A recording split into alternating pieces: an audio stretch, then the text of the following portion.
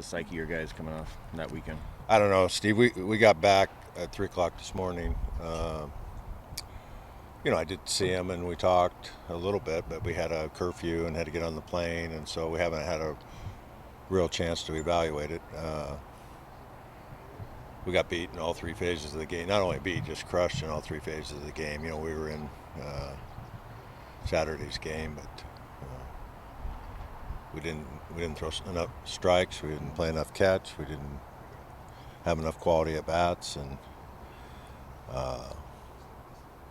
I blame myself because I didn't prepare him well enough to play in that environment, quite frankly. So we got beat in four areas. We got beat by coach's preparation as well. So I feel, ironically, this is a Civil War week. I guess I feel like myself that this isn't just because of getting home so late last night, but since that weekend, I feel like the picture I have of the Civil War, of the South coming back home and beat the crud, and some of those terrible pictures that you saw. That's kind of what I feel like, and I hope some of my guys feel that way too, because that's what it was. Yeah. And you mentioned, the middle game you're in, and then it's, gets away at the end, and then you come back. It just feels like during this last 3 week stretch, there have been some you've been in and don't make the play, and then there's some where you just kind of get blown away right away. Yeah, and again, accountability for me. If I can't prepare my team to play more than one close game or one hard game or a game and a half a weekend, and that's what I addressed with them. That's whether we like it or not. That's been the truth. We have one effort a weekend in the conference and recently, and basically through a lot of the series, and the other ones get away from us and have got away from us for whatever reason. You can point fingers at the pitching or whatever, but it's gotten away from us. So we have a chance to score as many runs as them, so it's hard to blame one side of the ball or the other. And we've only been competitive, except for Washington State, in maybe 1.5 games. That's the results part of it. The emotional part of it is they have the will to win and fight and all those kind of things. They have done some good things that people are catching them being good, but just straight up results, that stares you right in the face. You feel like it's just tough to know what you're going to get from whoever you put on the mound at this point? Yeah, absolutely. Well, Jekyll and Hyde, more Hyde than Jekyll. And that's, the moves that we made in Saturday's game. You bring a guy in to throw one pitch.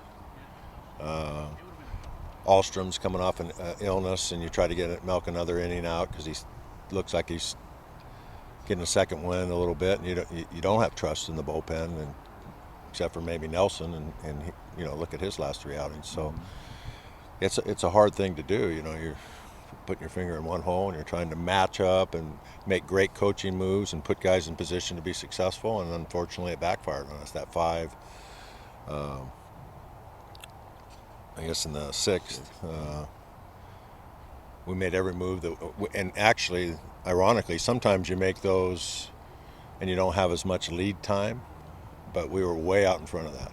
At least I was. I don't call the pitches, so we had a consensus of coaches and ideas and scouting reports, and so we were way out in front of that. If this happens, if that, and we thought we were spot on with what gave us the best chance to be successful. And again, pointing fingers is real easy as a coach. The athletes need to do what they're capable of doing, and unfortunately they didn't. The bullpen, it seems like all year, just nobody's really established a role out there that even a setup guy or a 7th inning, just nobody's kind of found, hey, this is my spot out here. It's sort of been auditioning throughout the year. Yeah, nobody's. We've thrown a lot of things at the wall, and nothing's stuck. And so there's been a bright spot or two here and there, but overall it's been crummy. Does Nelson stay in the bullpen? Yes. Is Jovan getting anywhere near? Jovan's going to get some medical an evaluation today. He's getting better, but I don't know if it's going to be quick enough. He about 3 weeks ago he thought maybe this weekend was a target, but I don't know if he'll throw a competitive pitch for us this year. We'll see what happens. Great news for him, career, us. I hope he throws another pitch as a Duck, whether it's next year or this year. And he hasn't ruled that out. We haven't ruled that out. I think more and more as he hasn't thrown a bullpen or played long catch or any of those kind of things, as much as we would like him, the last thing we want to do is push him into service and hurt him. So it's unfortunate, but sometimes you need to be the adult in these kind of situations. The greatest news of all is what we got from Curlin and Job group, and arguably the best hand specialists that anybody knows of. Gave him a clean bill of health and feel like eventually he'll get over this stuff. So That was last week's news.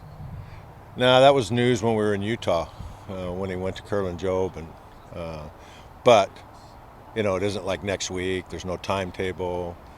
He's still got a little bit of that index finger on his throwing hand that's not healing as quickly as kind of like a hamate bone. I don't know if there's not a lot of circulation there, so that's why it's taken so long in the infection and everything else. So if it's just an infected finger and all the other stuff is going well, which is what he's trying to confirm, as soon as he can go, he could go. Zavala be able to play this week, do you know? I just texted with him about 2 hours ago, and he said he thinks so. We hope so. We could have used his bat in the one game we were competitive there, but we didn't. What about the Bees?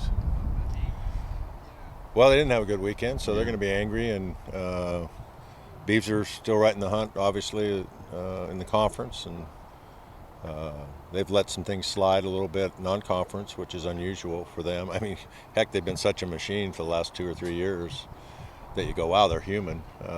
They've had some injuries and things happen, and Oklahoma State must have played awfully well to come in there and sweep them. So I'm more worried about my team than the Beefs, quite frankly. Doesn't matter who we're playing this weekend. I mean, it does, but for me, we could be playing anybody in the country, and I'm more worried about my team.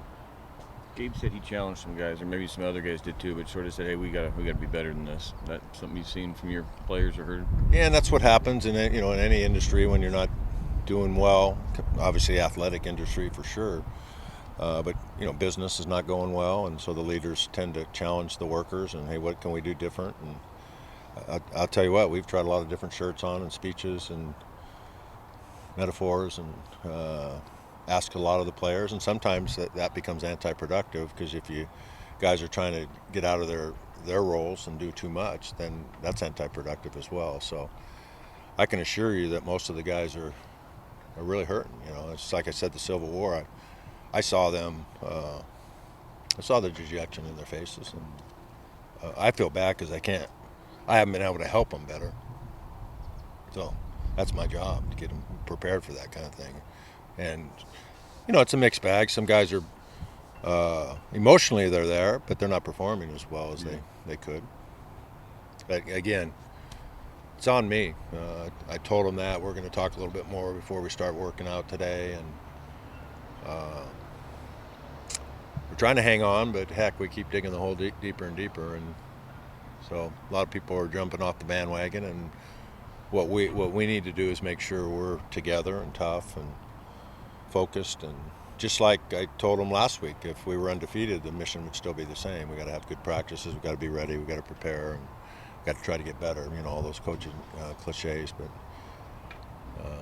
this slide, I don't know. I didn't see it coming. I thought we would get better. The young pitching would get better, and we just kind of hit a flat spot. The offense seems to be, I wouldn't say adequate because we're losing, but the offense is probably the most consistent thing that we're doing right now. Can you take anything from that early game against Oregon State? Do you look at that film at all, or is it kind of so early in the season that two totally different teams? I think we'll both be a little different. Yeah, you take something because of the new personnel, not the old personnel, and in this day and age, you have video on everybody, whether you play them or not. So firsthand knowledge, we're playing here. The pitching that we're going to see in the weekend's different, and most of the pitching they're going to see is going to be different. So the win and loss part of that probably doesn't mean anything, except for we were able to break the streak and win a game at Goss, which is difficult. And so really it doesn't mean a whole lot, the split part of that or anything else. It'll be a whole different set of objectives, I guess, this weekend. You expect same rotation, Stringer, Alstrom? I don't know. Again, we just got back late. Some things happened with the rotation. I don't see Alstrom going any earlier than Saturday. I'm not trying to play gamesmanship or anything. We just don't know. Kafka was a little under the weather on Sunday, whether it was because he was nauseated and whether he drank too much water and tried to hydrate because of the environment. I don't know, but it certainly that was his worst outing of the year and one of the worst that he's had in a Duck uniform. Stringer's outing wasn't very good, but I would guess that it's probably going to be the same three guys. I'm going to talk to Coach Dietrich. The coaches haven't even had a chance to talk quite yet, so we'll let you know through Todd as soon as possible. But again, it's not gamesmanship. We're not sure what order we'll go in. Who pitches tomorrow? You know who starts for you?